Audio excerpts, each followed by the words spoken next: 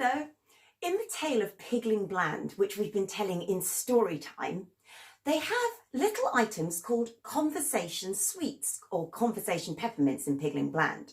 Now, they were originally peppermints because peppermints could freshen your breath in order to have a conversation. But these are particularly special ones because they also act as conversation starters.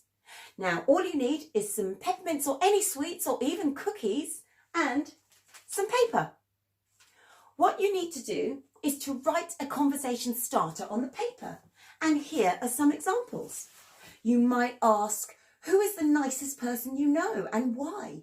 Or what is your favourite part of the day? Or what would you do to make someone smile?